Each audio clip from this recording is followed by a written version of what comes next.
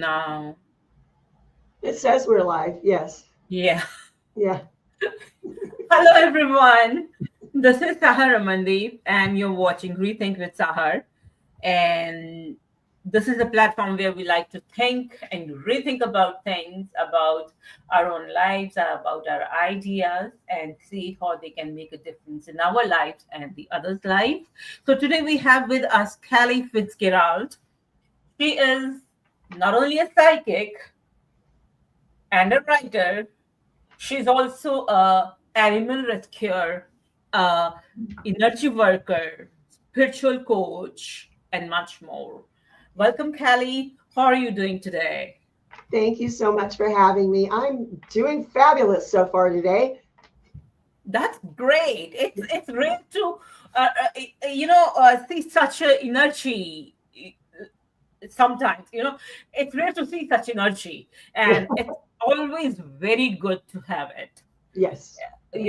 Those rays affect you all the time. So Kelly, congratulations, your book, Yes, I Died But I'm Totally Fine Now, has been released today, just Yeah. released, and Thank you. congratulations for that. Thank you. Thank you. Yeah, So it was. This was the toughest book I've ever written because it was so personal.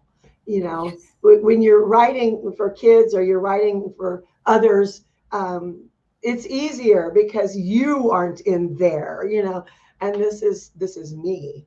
This is This really is me. my experience, and it was tough. It was really tough to write. And sometimes when I write my poems and I send them to a publisher, I feel like I have I bore a daughter, Hmm. brought her up, educated her, did everything that could be done to make Hmm. her a good person, and then made her a bride and send it to some other place Right. to live there Yeah. with them, who may or may not care for her or Right. appreciate her. Yeah. It's certainly that It, kind of a feeling. it's a very Yeah. personal thing. You're putting yourself out there on paper, and you just hope that people don't hate it. When I started with the Laley and the Elephant series, it's behind me. Mhm. I had a dream, and I dreamt I was in a theater and I was watching a movie, and I thought, wow, Wow. that's a really cool movie. And I woke up and I started writing the books, and Great. that was sort of it was like giving birth. It really was putting those books out into the world. And with children, because these books are so about teaching kids to be kind to each other, to be compassionate, to be accepting of those who are different, it was like, I don't know, is the world ready for this? And that was really tough too. And yet Yeah. that was not me in the books, and it was still Yes. tough. So yeah, I get it. It's hard. It's Hmm. scary. And this book, Yes, I Died, but I am totally fine now. This book is, I guess, about your near death experience. Yeah. Yeah. It was last year was a very tough year for me. It was Wow. I was very sick at the Hmm. beginning of last year. And where I live in a very rural area. So it's very difficult to get things like good medical care, much less good Oh. food or anything like that. So Hmm. the doctor I had gone to, I had an infection in my cheek. I have autoimmune issues. Oh. And one of my autoimmune issues likes to put cysts in my cheek, always this one. Oh, that's And it got terrible. infected. And I'm like, it's infected. I've got to get antibiotics. But the Hmm. local doctor said, no, we've overprescribed them. We're going to let your body fight it off. So what Oh, happened is the infection got into my bloodstream and it stopped my heart. God. And the experience was surreal. I do animal rescue. So I had a bunch of animals in my house, and Hmm. they wouldn't leave me. And they kept looking at me, and my dog would look at me and cock his head and look at me and go the other way. And like they knew something was wrong. Something's happening, And not good. Yeah. I guess I called 911. I don't remember it. Mm-hmm. And it took 2 ambulances and a helicopter to get me to the right hospital. Wow. So I died in the helicopter. Mm-hmm. And I remember sitting outside the helicopter on the landing skids, looking over my Oh, shoulder, watching this guy give me CPR and say, come on, you stay with me, stay with, and I wow. remember that. And I knew I died because I was sitting on the landing skids outside of the helicopter. Mm-hmm. And I realized there was a bright being on either side of me. And the second I saw them, in a tunnel, and Wow. I was gone. It felt to me, my experience on the other side felt like Mhm. months, felt like I was there forever. I saw Years and years. people, I Yeah. talked, learned lessons, met pets that had died through the years. And, it was love. There are no words to I describe can imagine. that I can love. imagine a state of mind or a stage. Buddhists call it shunya, zero, the stage of zero. Everything is so together. It's so intermingled. Not even intermingled is not the right word, but it is one. Yeah. Everything is so much one, Yeah. and that the thing is different. Everything is there and nothing is there. Yeah. And that fullness, that wholeness feeling, that's amazing. Yeah. Well, we are all connected. And Yes. I knew that and I believed that before this happened. But actually being able to see it, Ah, and they showed me little silvery tendrils connecting everyone together. And I was like, whoa, that's cool. And it was, I friends that had passed away years, decades before were there. Like I said, wow. animals were there. It Mhm. was just so peaceful and so like, okay, I belong here, and just being wrapped in that complete unconditional love was amazing. Wow. That's And beautiful. boy, did Nothing it like hurt. that. It hurt when they pulled me back. I did not want to come back. I was like, no. Yeah. In fact, I have read and heard about a lot of near death experiences, and they all have this kind of common thing in them that the subject doesn't want to come back. Yeah, yeah, it's a really difficult place to leave, Yeah. and my, Life is so full of misery, yep, and that is complete bliss. And we really do not know what to do when right, we are there and we have to come back. yeah. Well, it hurt, It when hurts. I slammed back into my body and I was like, Wow. ow, it was just incredibly painful. So then I Ah. really wished I hadn't left. I was like, wait a minute, I'm in pain again. Can I go back? You know, but no, Now like, you cannot go back. no. They said there's big purpose for you. You have to stay here. I'm like, you know, but That's yeah. right. So there was a lot that happened that when I was sending copies with the rough versions of the book to people to Mhm. say, help me edit this, looking for an edit, that kind of stuff. People would say, that shouldn't have happened to you. I'm like, it did. What are you gonna do? I Yeah, survived it. What are you gonna do?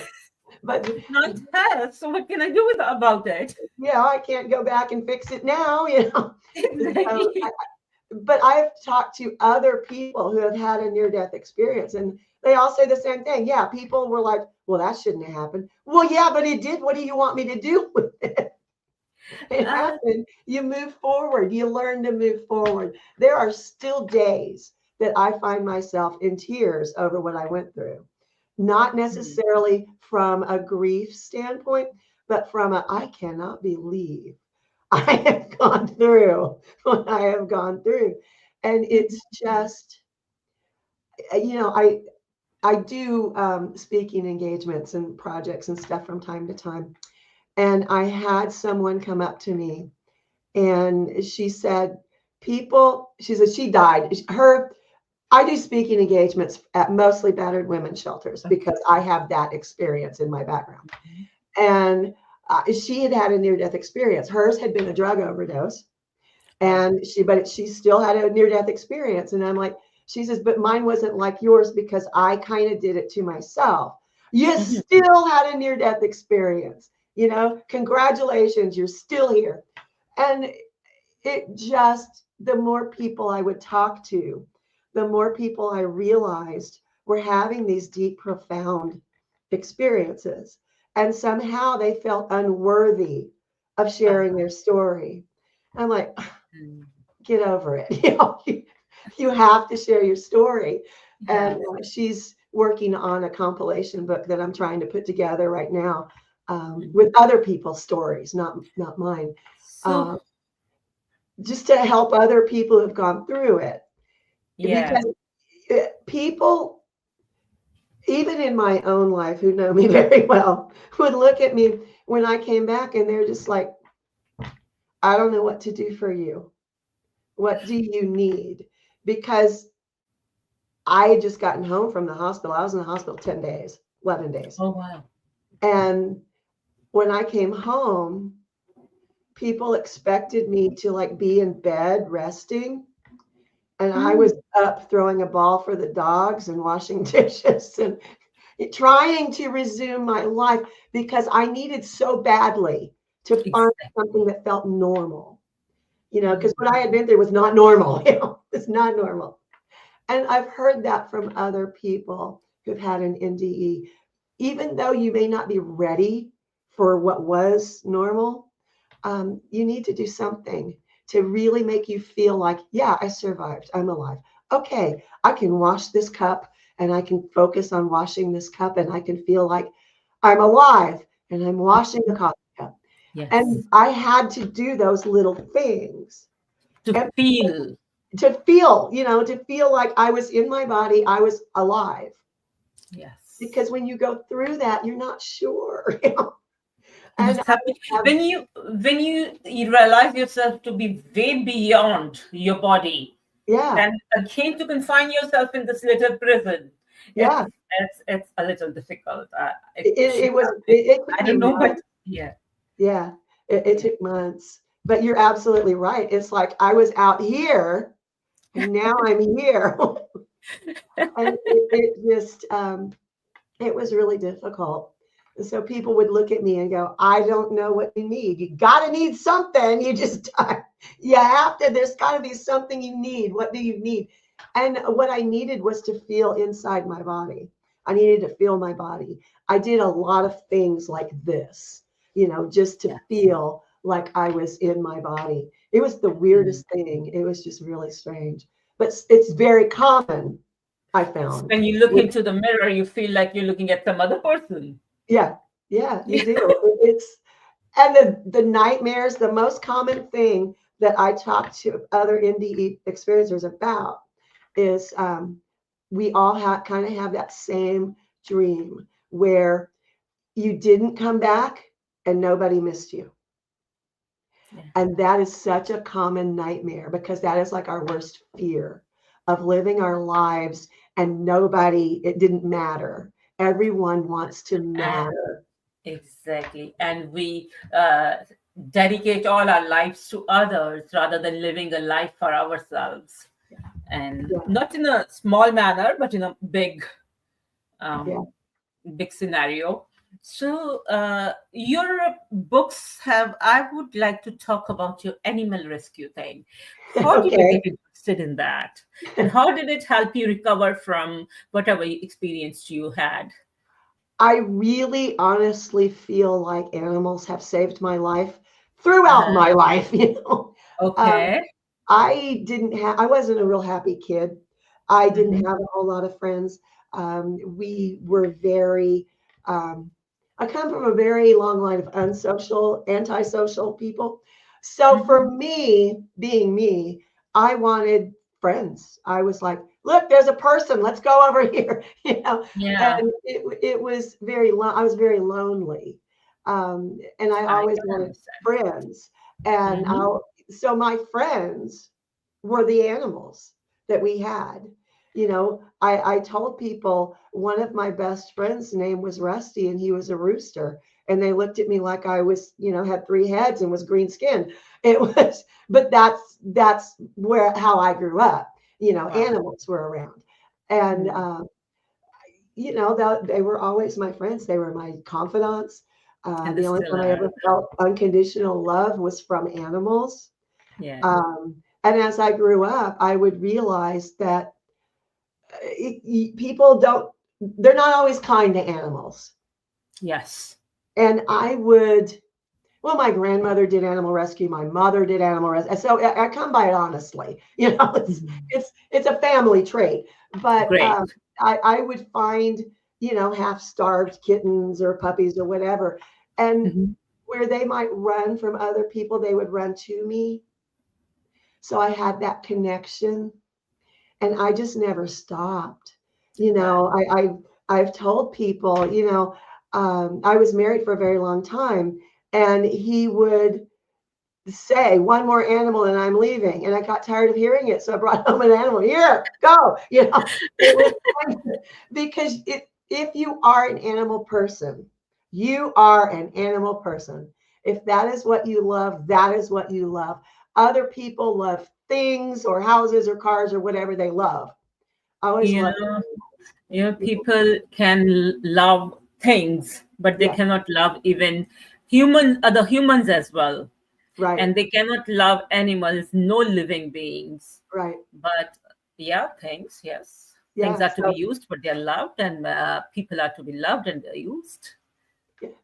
But I did establish a nonprofit. I have a 501c3 nonprofit for animal rescue, and I came home from the hospital and decided, you know what, I need another dog. So it's just who I am, and it's so big a part of me.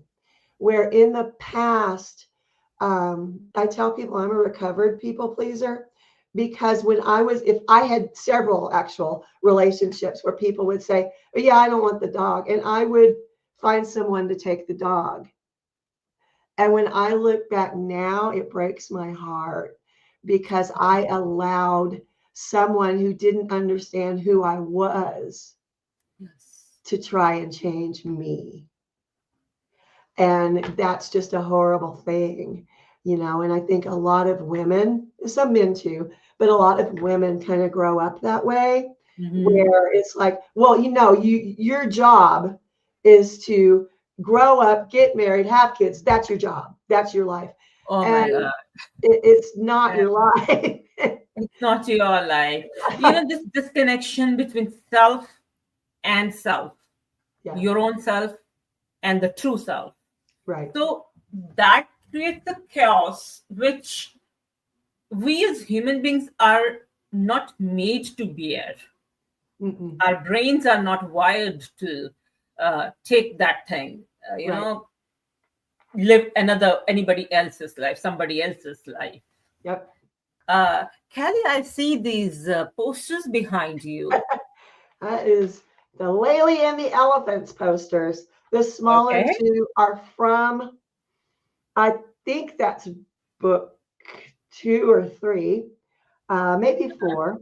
And Uh-huh. the big one is the movie poster. We are working on an animated movie. Um, Beautiful.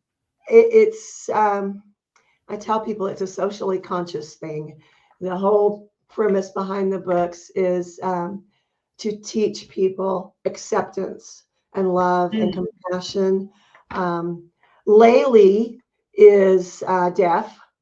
She's a deaf child, and Okay. she's based on loosely based on a grandchild that I have who is deaf, and Um, that's why she's deaf. Um, because people get the wrong idea about people who are differently yes. abled. Um, Deaf kids are just kids. Blind kids are just They're the kids. same as anybody It's else. The only thing is they cannot. you know, Yeah. they're, so I made a deaf child a hero. Okay. Um, but it's about protecting the environment, loving the environment, Mhm. realizing that every living being has a soul. I know that's really controversial for a lot of people, but that's what I wanted to show kids is that, you may be taught this is real, but this is Look real. at this. And that's kind of the whole premise of the project. So In hopefully the the movie in, will come together. Hopefully. mm, in the Indian tradition, there is a story. There's a small frog. Of course, small frogs are small. Okay, he's living in a pond, Hmm. a well or a pond, a small territory. So he is like, this is the whole universe. Right. And then one of his friends from the same pond or the well, he happened to see the ocean and live in the ocean for some time and then come back. And this little guy, he's not ready to believe, actually, he's not able to believe Right. that there can be anything bigger than this well. Right. So that's how we are. Yeah. That's how we are. We do not believe that there is anything bigger than our own little identities. Right.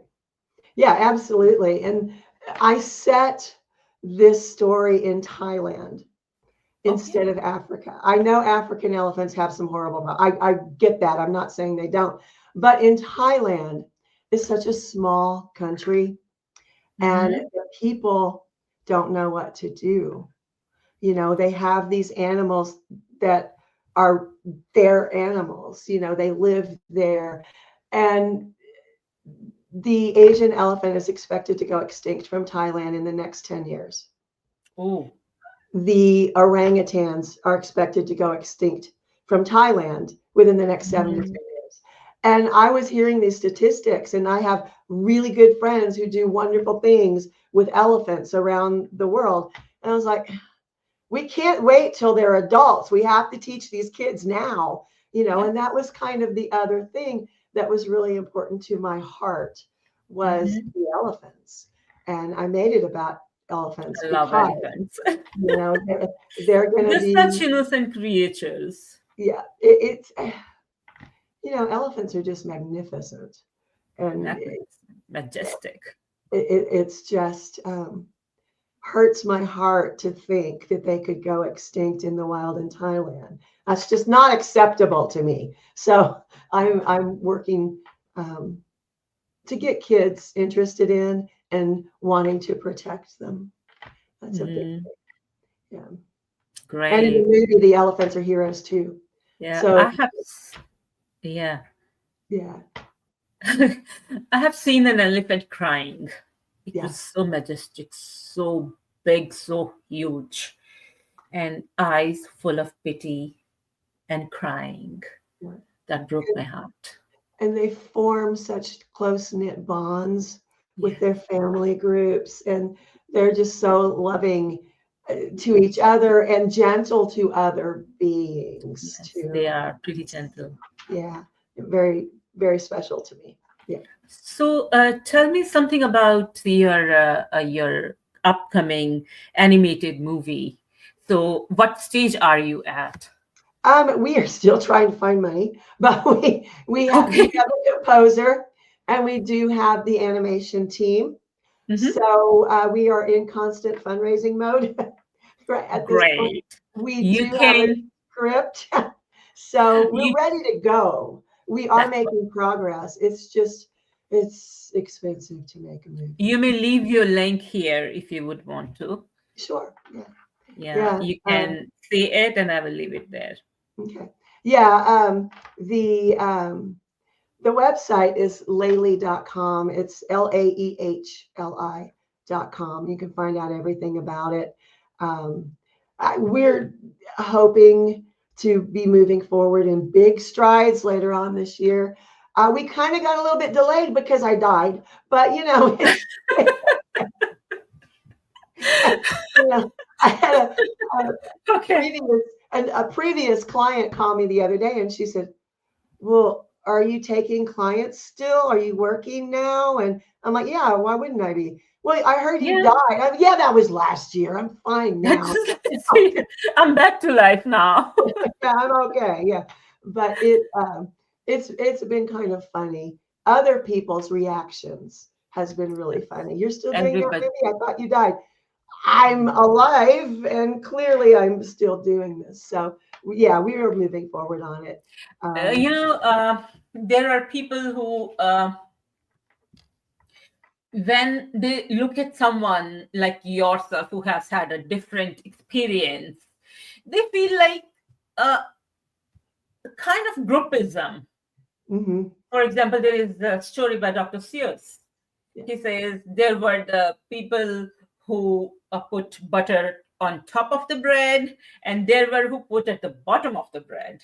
And that little thing ultimately led to a war yeah, between the two tribes. So it's that groupism, the sense of groupism that happens, that's not really. I mean, they feel like that I'm different, and now that she has had a different experience, she's different. yeah, yeah. So And let me and look at her like this. we spend way too much time focusing on what's different Yes, because we're all the same.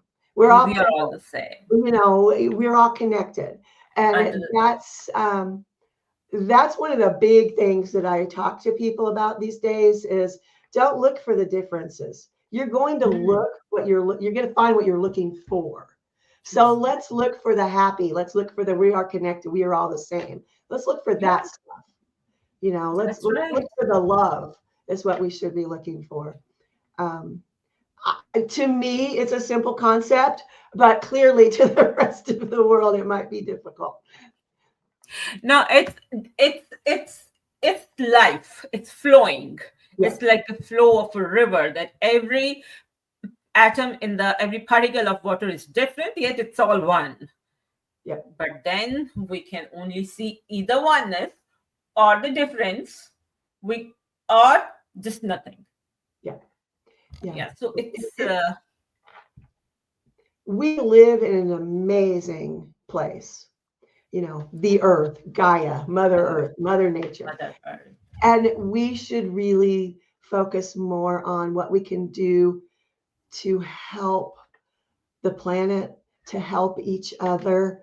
It's really what people don't understand. And one of the things that I learned from the other side is we are all so connected that what happens in one place affects everyone else, whether we realize it or not.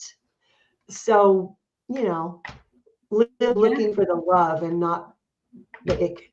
And what I feel like is, after all, everything in the universe, right from metals to human body to anything in the world, in the Right. universe itself, it's either matter or it's energy. And Yep. now It they is. say matter and energy are also not separate. That's just a wave. Yep. So Yeah. I mean, it's a thing that we cannot deny, that at the base of things, at the core of everything, it's unity. Yeah. The differences are just visible, they are not real. Yeah. It's when I tell people everything is energy, and energy can neither be created nor destroyed. We are energy. Everything is energy. Everything around us is Everything is energy. energy. They look at me like, huh? What are you saying? But it's been scientifically proven that everything Exactly. is energy. Yeah. Yeah. That's It's the right. truth. Yeah. Mhm. So, So,